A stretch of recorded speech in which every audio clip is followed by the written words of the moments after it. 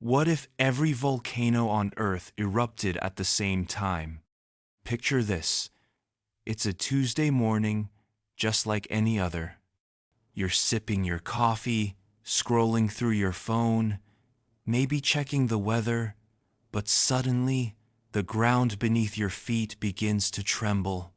Not just where you are, everywhere, from the snow-capped peaks of Mount Rainier to the ancient craters of Yellowstone, from the Ring of Fire in the Pacific to the hidden volcanic chains beneath our oceans. Every single volcano on Earth, all 1,350 active ones, plus the thousands we thought were dormant, they all wake up at once. This isn't science fiction, folks. This is a question that has haunted volcanologists, climate scientists, and survival experts for decades. What if every volcano on our planet erupted simultaneously? What would happen to us? To our civilization? To life itself? I'm your host, and today we're diving deep into one of the most terrifying yet fascinating scenarios our planet could face. A scenario that, believe it or not, has precedent in Earth's ancient history. And as we'll discover, the answer to this question reveals mysteries about our planet that science is still trying to unravel. So buckle up, because we're about to explore a world where the very ground we stand on becomes our greatest enemy. To understand the magnitude of what we're talking about, let's first paint the picture of our volcanic world. Right now, as you listen to this, there are approximately 1,350 active volcanoes scattered across our planet. That's just the ones we know about, the ones that have erupted within recorded human history or show signs of unrest. But here's where it gets mind-bending. Scientists estimate there are actually around 10,000 volcanoes that could potentially become active again. These sleeping giants, some dormant for thousands of years, dot our landscape from the obvious, like Mount Fuji in Japan or Mount Vesuvius in Italy, to the hidden monsters lurking beneath places like Yellowstone National Park. Think about your daily life for a moment. If you live anywhere along the west coast of the United States, you're sitting on the Ring of Fire, a horseshoe-shaped zone where about 75% of the world's active volcanoes reside. If you're in Italy, you're literally walking on volcanic soil that has buried entire cities. If you're in Indonesia, you're living among more active volcanoes than anywhere else on Earth. Now imagine all of these, every single one, erupting at the exact same moment. The sound alone would be beyond human comprehension. The eruption of Mount Tambora in 1815 was heard 1,200 miles away. Now multiply that by over 1,000 volcanoes. The sonic boom would circle the globe multiple times, shattering windows, rupturing eardrums, and creating a cacophony that would make the loudest rock concert sound like a whisper. But that's just the beginning. In the first hour of our hypothetical global eruption, the immediate effects would be catastrophic beyond imagination. Let's walk through what would happen, step by terrifying step. First, the pyroclastic flows.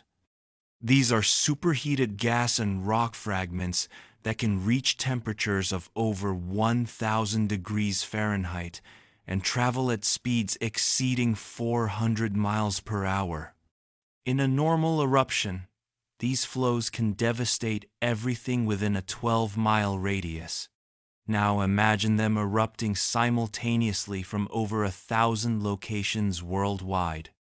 Cities like Naples, Seattle, Portland, and Manila would be engulfed within minutes. The pyroclastic flows wouldn't just kill through heat. They'd suffocate entire populations with toxic gases and ash. so fine it would infiltrate every building, every shelter, every attempt at protection. But here's where it gets even more disturbing. The ash clouds from all these eruptions wouldn't stay localized. They'd begin to merge, creating a global blanket of volcanic ash that would start blocking sunlight almost immediately. Within just a few hours, regions thousands of miles away from the nearest volcano would begin to experience an eerie twilight as the ash clouds spread through the upper atmosphere. The immediate death toll would be staggering. Conservative estimates suggest that over 500 million people live within danger zones of active volcanoes. In our scenario, most of these populations would have no chance of escape. The simultaneous nature of the eruptions would overwhelm any possible evacuation efforts or emergency responses. And then there are the secondary effects that would kick in almost immediately. The massive release of volcanic gases, sulfur dioxide, carbon dioxide, hydrogen sulfide would begin poisoning the atmosphere. People hundreds of miles away from the nearest eruption would start experiencing respiratory problems, chemical burns, and acid rain that could strip paint from cars and burn human skin. But what could actually cause every volcano on Earth to erupt simultaneously? This is where our story ventures into some of the most mysterious and hotly debated areas of geological science. The most commonly discussed theory involves what scientists call mantle plumes, massive columns of hot rock that rise from deep within the Earth's mantle. Imagine the Earth's interior as a slow-motion lava lamp, with these enormous columns of superheated rock slowly rising toward the surface over millions of years. Now, some scientists theorize that if there were a massive disruption in the Earth's core, perhaps caused by a shift in the magnetic field, a massive asteroid impact, or even the mysterious process that occasionally causes our planet's magnetic poles to flip, it could trigger multiple mantle plumes simultaneously. There's also the terrifying possibility of what geologists call sympathetic eruptions. This is when the eruption of one volcano triggers the eruption of another, like a geological domino effect. We've seen this happen on a small scale throughout history. The question is, could it cascade globally? Dr. Michael Rampino, a geologist at New York University, has spent decades studying what he calls pulse volcanism, periods when multiple volcanic systems around the world seem to activate within relatively short geological timeframes. His research suggests that there have been at least 5 periods in Earth's history when volcanic activity spiked dramatically across the globe. But here's the mystery that keeps volcanologists awake at night. We still don't fully understand what triggers these periods of increased volcanic activity. Some theories point to cosmic events, perhaps gravitational influences from other planets, or even our solar system's movement through different regions of space. Others suggest that deep changes in the Earth's core could create resonance effects that ripple through the entire planet. The most chilling possibility, though, is that it could happen without any external trigger at all. The Earth's volcanic systems are all connected through the same mantle, the same tectonic processes. Like instruments in an orchestra, they could theoretically synchronize their performance under the right conditions. Here's where our hypothetical scenario becomes genuinely terrifying. It's not entirely hypothetical. Earth has experienced something very close to this before, and the evidence is written in stone layers around the globe. About 252 million years ago, something happened that nearly ended life on Earth entirely. Scientists call it the Permian-Triassic extinction event, but it's more commonly known by its chilling nickname, the Great Dying. During this period, Approximately 90% of all life on Earth was wiped out. It remains the most severe extinction event in our planet's history. What caused the Great Dying? Massive volcanic eruptions in what is now Siberia, known as the Siberian Traps. But here's the crucial detail. These weren't just any volcanic eruptions. They continued for nearly 1,000,000 years, spewing out enough lava to cover an area the size of the continental United States with molten rock over half a mile deep. The environmental effects were devastating. The volcanic emissions created acid rain that poisoned the oceans, released enough carbon dioxide to trigger runaway global warming, and filled the atmosphere with toxic gases that made the air itself deadly to breathe. But the Siberian traps weren't alone. Geological evidence suggests that during the same period, volcanic activity increased dramatically around the world. It wasn't quite the simultaneous global eruption we're imagining, but it was close enough to nearly end complex life on our planet. More recently, about 66 million years ago, massive volcanic eruptions in what is now India called the Deccan Traps coincided almost exactly with the asteroid impact that killed the dinosaurs. Some scientists now believe that these volcanic eruptions were just as responsible for the mass extinction as the famous asteroid. And here's what really keeps me up at night. Both of these near-extinction events involved volcanic activity that pale in comparison to what we're imagining. The Siberian Traps, devastating as they were, represented maybe a dozen major volcanic systems. We're talking about over 1,000. If every volcano erupted simultaneously, the immediate devastation would only be the opening act of a much longer, more insidious disaster. The real killer would be what comes after, a volcanic winter that could last for decades. Imagine the sky disappearing. That's essentially what would happen as billions of tons of ash and sulfur compounds are launched into the stratosphere. Unlike normal clouds, volcanic ash can remain suspended in the upper atmosphere for years, spreading across the entire globe and blocking sunlight with increasing efficiency. Within weeks, global temperatures would begin to plummet. Photosynthesis would slow, then stop entirely in many regions. Crops would fail worldwide. The food chain would collapse from the bottom up as plants die, followed by herbivores, then carnivores.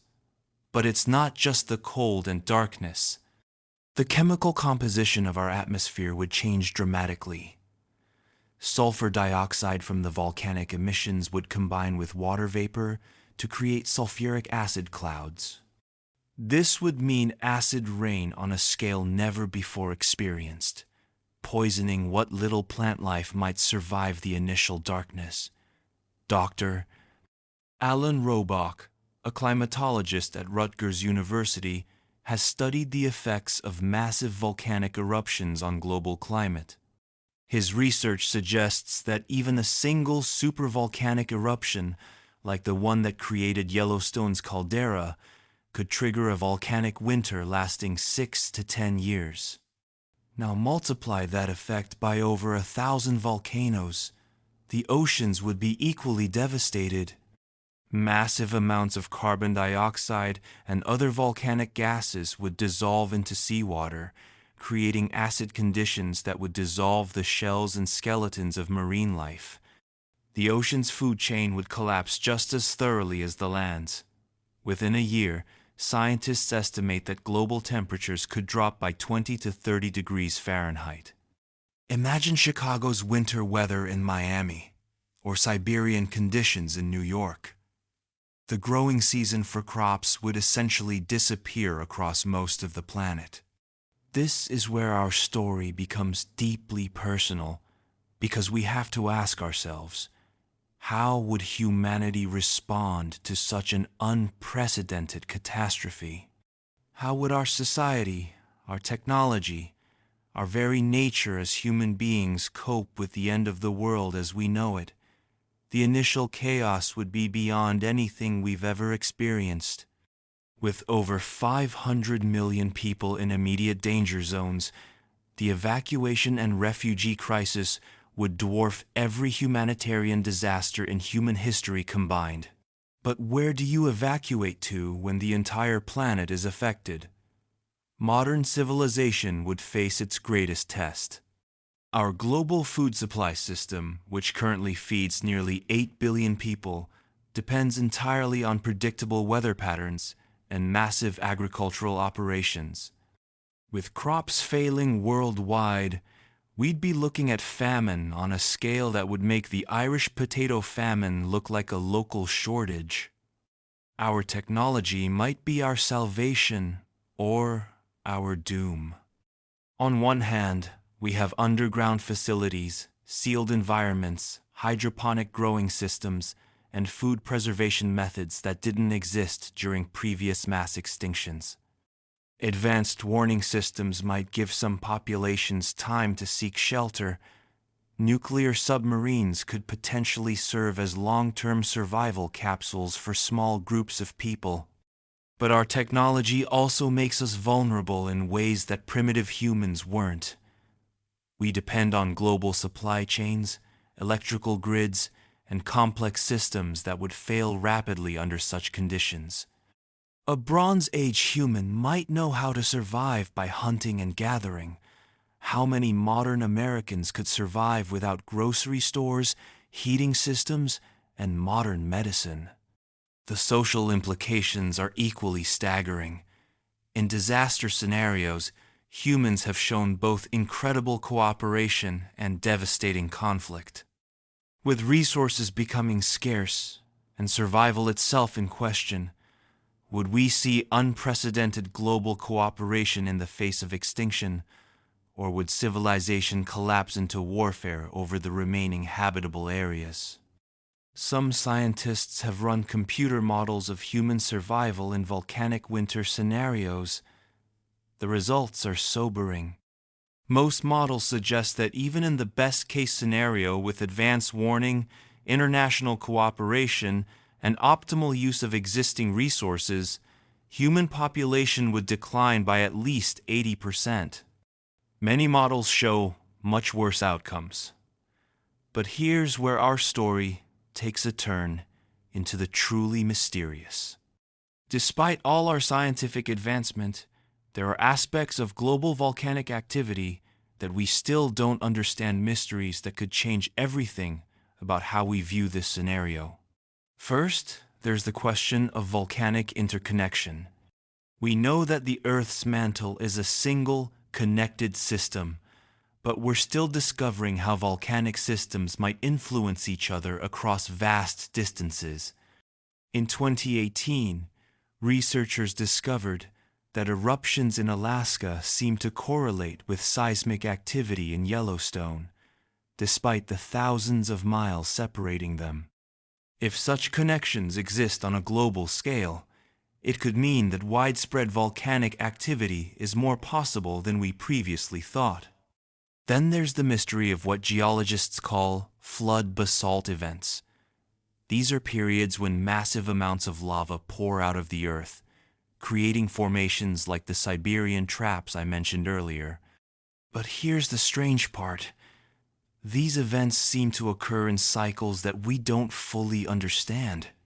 Some researchers have suggested that they might be triggered by cosmic events, to the passage of our solar system through different regions of the galaxy, or even gravitational influences from dark matter. Dr.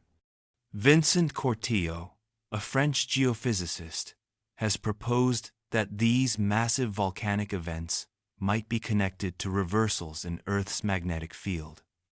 The mechanism isn't clear, but the correlation is striking. Earth's magnetic field has been weakening for the past 150 years, and some scientists believe we might be heading toward another magnetic reversal. Could this trigger increased volcanic activity? There's also the unsolved mystery of supervolcanoes. volcanic systems so large they can affect global climate with a single eruption. Yellowstone is the most famous, but there are others. The Phlegraean Fields in Italy, Lake Toba in Indonesia, the Valles Caldera in New Mexico. These systems operate on geological timescales that we're only beginning to understand. Some show signs of increased activity, while others remain eerily quiet. But perhaps the most mysterious aspect is this: why hasn't it happened already? Given the interconnected nature of Earth's volcanic systems and the massive forces at play, some scientists argue that simultaneous global eruptions should be more common than they appear to be. The fact that life has survived for billions of years despite multiple volcanic catastrophes suggests that either we're incredibly lucky or there are natural regulation mechanisms we haven't discovered yet. This brings us to perhaps the most unsettling part of our story: the increasing volcanic activity we're witnessing today. Over the past few decades, there has been a noticeable uptick in volcanic eruptions and volcanic unrest worldwide. Is this just natural variation, or could it be the early warning signs of something much larger? In 2010, volcanic activity seemed to spike dramatically. Iceland's Eyjafjallajökull eruption shut down air travel across Europe. Mount Merapi in Indonesia killed hundreds. Chile's Puyehu Cordon Col complex erupted after being dormant for decades. Russia's Shiveluch volcano became increasingly active, all within the same year. Since then, we've seen continued increases in volcanic activity. The Ring of Fire has been particularly active, with major eruptions in Indonesia, the Philippines, Japan, and Central America. Yellowstone's ground has been rising and falling in patterns that have some scientists concerned. Italy's supervolcano, the Phlegraean Fields, has shown increasing signs of unrest. Dr. John Grattan, a volcanologist at Aberystwyth University, has been tracking global volcanic activity for over 2 decades. His data shows that we're currently experiencing more volcanic activity than at any time since detailed record-keeping began. But he's also quick to point out that we still don't have enough data to know whether this represents a true increase or just better detection methods. The question that haunts many volcanologists is this: are these isolated events, or are they connected? Could the increased activity we're seeing worldwide be early tremors of something much larger? Climate change adds another layer of complexity to this question.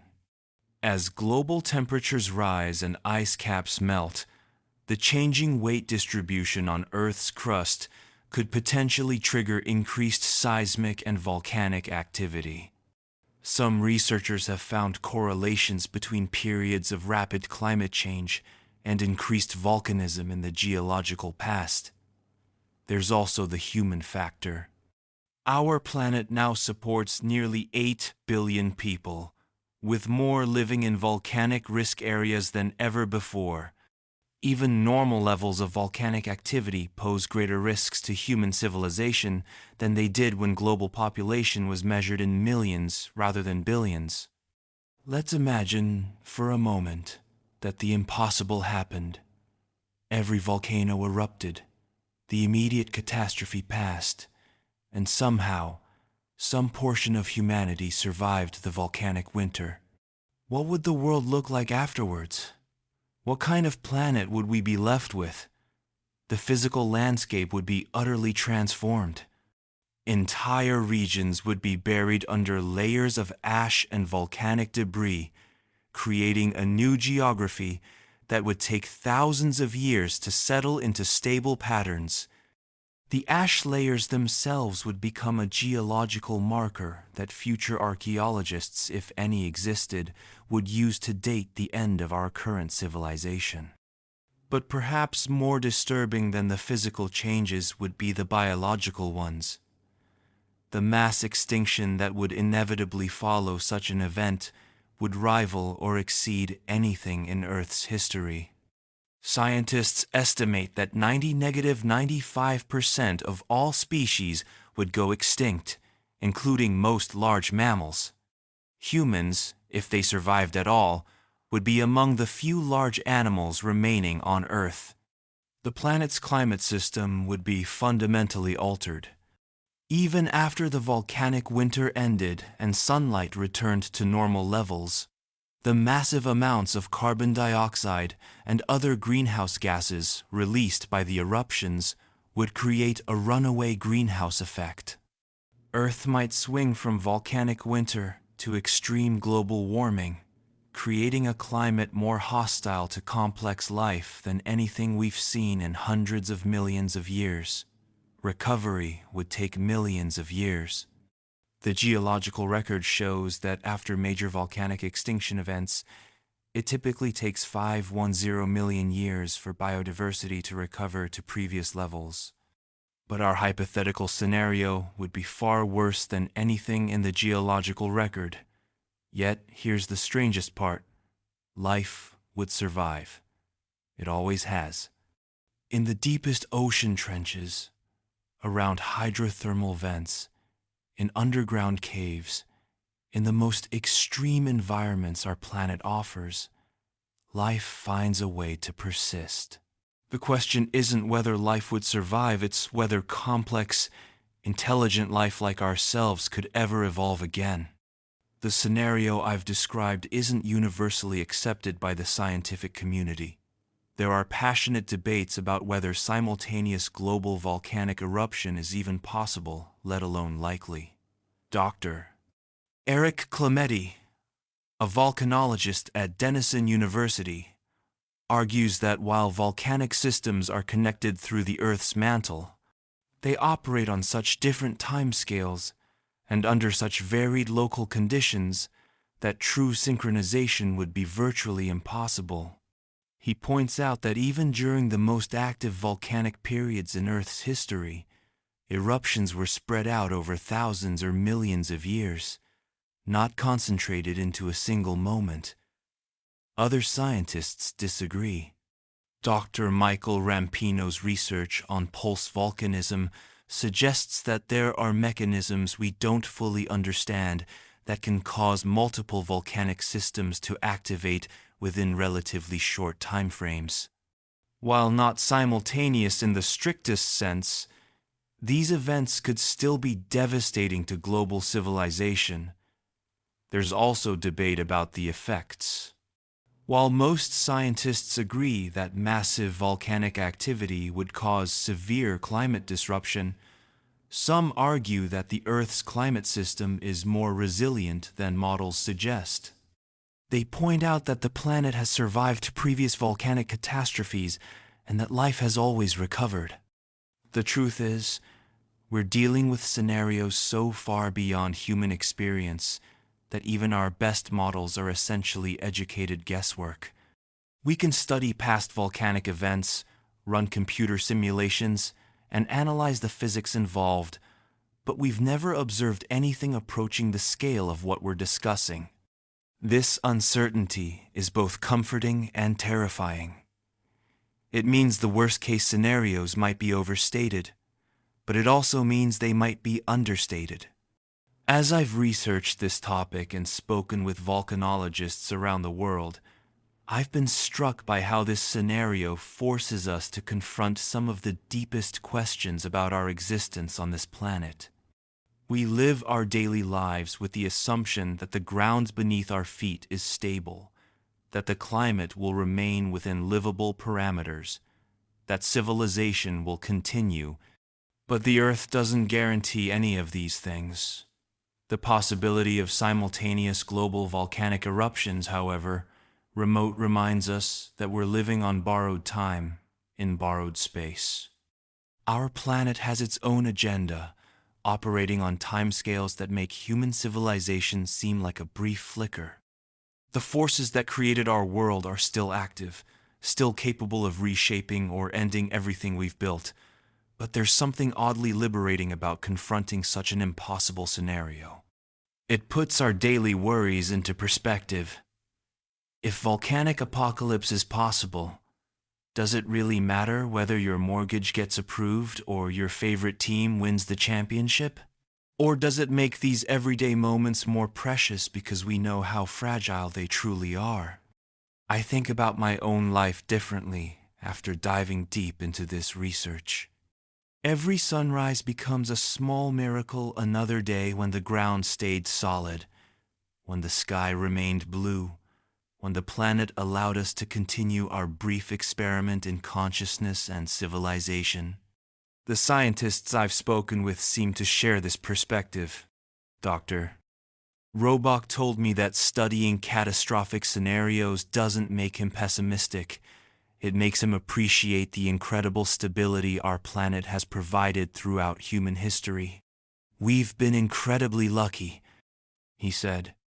Every day that passes without global catastrophe is a gift. But perhaps the most profound question raised by our volcanic apocalypse scenario isn't about what would happen. It's about why it matters to us to imagine it at all. Why are humans drawn to stories of our own potential destruction? Why do we find these scenarios both terrifying and fascinating? I think it's because confronting extinction scenarios forces us to examine what we value most about human existence. When you imagine everything being swept away, our cities, our technologies, our cultures, our very species, what would you want to preserve? What aspects of humanity are worth fighting for, even in the face of impossible odds? These questions aren't just philosophical exercises. As our technological power grows, we're gaining the ability to cause our own extinction through nuclear weapons, artificial intelligence, genetic manipulation, or environmental destruction. Understanding how we might respond to natural catastrophes could help us understand how to avoid artificial ones. There's also something humbling about realizing how little control we actually have. For all our scientific advancement and technological power, we remain utterly dependent on geological forces that we barely understand and can't control. A planet that decides to erupt all its volcanoes simultaneously would end our civilization as easily as we might step on an ant. Yet this humility might be exactly what we need. The same geological forces that could destroy us also created the stable conditions that allowed life and eventually intelligence to evolve in the first place. The volcanic activity that could end our civilization also continues to create new land, renew the planet's atmosphere, and drive the plate tectonics that regulate global climate. We are, in the most literal sense, children of volcanic fire. The elements that make up our bodies were forged in stars and delivered to Earth by cosmic impacts, but they were refined and concentrated by billions of years of volcanic activity. The oxygen we breathe exists because volcanic eruptions released the gases that early life forms used to change our atmosphere. The continents we live on were built by volcanic processes over geological time. So, we return to our original question. What if every volcano on Earth erupted at the same time? We've explored the science, examined the precedents, considered the aftermath, and confronted the mysteries. But I realize now that we've been asking the wrong question all along. The real question isn't what would happen, it's what this possibility tells us about our place in the universe. We're living on a dynamic, dangerous, incredible planet that has the power to create and destroy on scales we can barely comprehend. Every day that we exist is a testament to the delicate balance of forces that keep our world habitable. The volcanoes sleeping beneath our feet aren't just potential destroyers, they're the very mechanisms that made our existence possible. They're part of the Earth's breathing, its circulation system, its way of staying alive over geological time. We fear them because they could end us, but we owe our existence to the planetary processes they represent. Perhaps the most important thing I've learned while exploring this scenario is that our relationship with our planet is far more intimate and precarious than we usually acknowledge. We're not separate from the geological forces that shape our world. We're part of them. We're expressions of the same physical processes that drive volcanoes and earthquakes and climate change.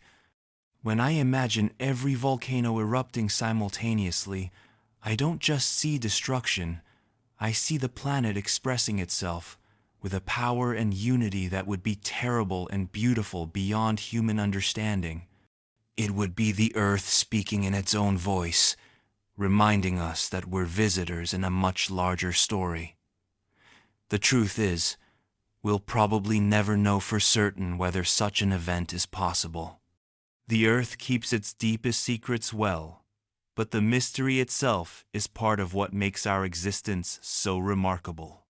We're conscious beings living on the surface of a planet that could surprise us at any moment with forces beyond our comprehension or control. And somehow, despite all the ways our planet could destroy us, volcanic apocalypse, asteroid impacts, magnetic field reversals, ice ages, here we are. Thinking, creating, loving, dreaming, and yes, imagining our own destruction. In a universe where such catastrophic possibilities exist, the fact that we're here to contemplate them feels like the most impossible miracle of all. Maybe that's the real answer to our question. What if every volcano erupted at once? Then we would face it as we've faced every challenge in our species' history together, with the same curiosity and resilience that brought us this far. Because whether we survive or perish, we would do so as beings who dared to ask impossible questions and imagine unthinkable scenarios. And that, perhaps, is the most human thing of all. Thank you for joining me on this journey into one of the most terrifying and fascinating scenarios our planet could present. What do you think? Are we living on borrowed time? Or is our planet more stable than these catastrophic scenarios suggest? Have you ever wondered how you would respond to such an impossible situation? Share your thoughts in the comments below. I read every single one, and your perspectives often lead to ideas for future episodes. If you found this exploration as mind-bending as I did, consider subscribing to Javis Heist. We dive deep into the mysteries that keep scientists awake at night, the questions that challenge everything we think we know about our world. From ancient catastrophes to modern mysteries, from the origins of consciousness to the fate of the universe, we're here to explore the impossible together. Until next time, remember, every day the ground stays solid beneath your feet is a small miracle. Don't take it for granted.